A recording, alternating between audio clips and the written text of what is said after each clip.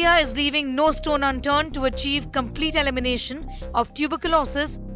In spite of the flurry of initiatives that the government has launched in recent years, experts remain skeptical of its ambition to eradicate TB entirely in India in the next 2 years.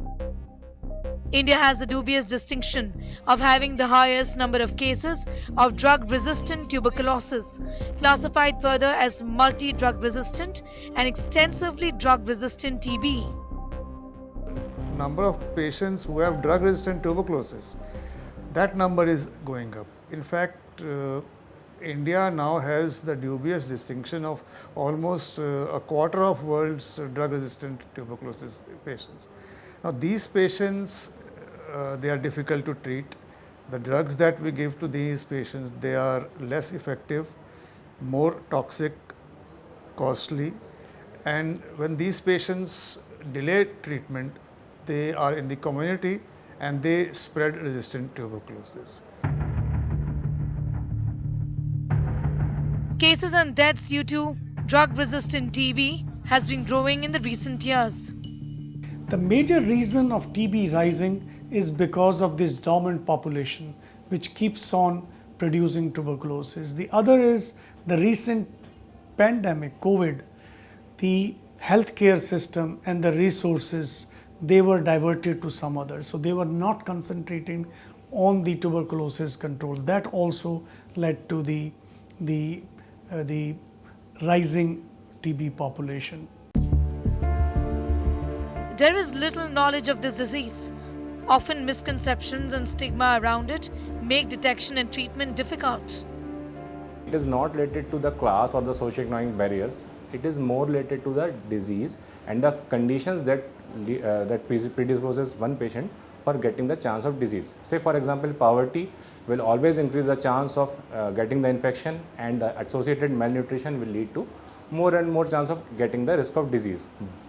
But in affluent section, because of the comorbid conditions, because of the unhealthy lifestyles, because of high drug addiction or stress, still the prevalence of TB is as high. The challenge continues to be that of a growing burden. Years of antibiotic use and misuse have made the bacteria adept at evading these drugs.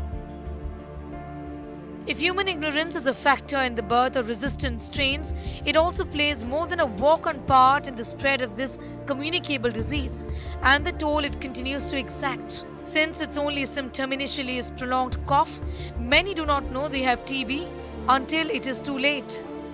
Very often it happens that patients have tuberculosis, but a physician may miss the diagnosis, treat the patient for some other disease.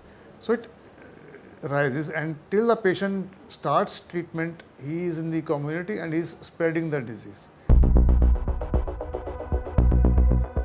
Delay can not only worsen an individual's case, it can infect others in that time. TB is infectious, highly infectious. People with active TB can infect 5 to 15 people through close contact over the course of a year. The disease spreads through the air when an infected person coughs or speaks.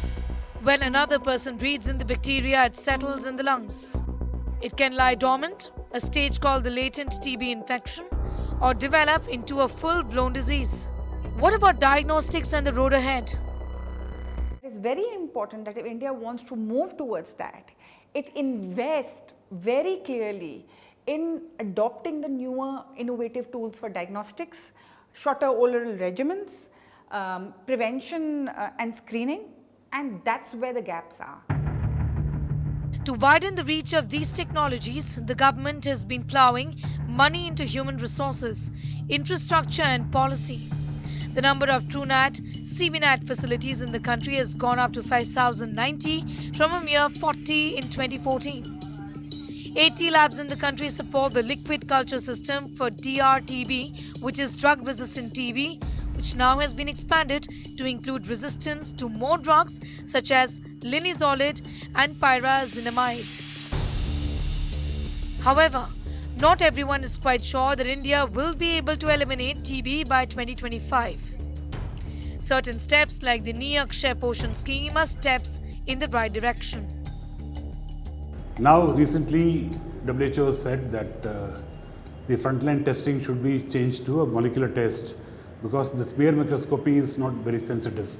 So many people who have TB don't get diagnosed of TB, and they go back to society thinking they don't have TB, and they continue to spread TB. So in spite of this 35 years of what's called the DOTS program, the Diagnose and Treat program, the TB has not come down only because the sensitivity of the diagnostics has been not very good, and that's led to a lot of people with TB continuing to spread TB. The goal of complete elimination is strictly aspirational.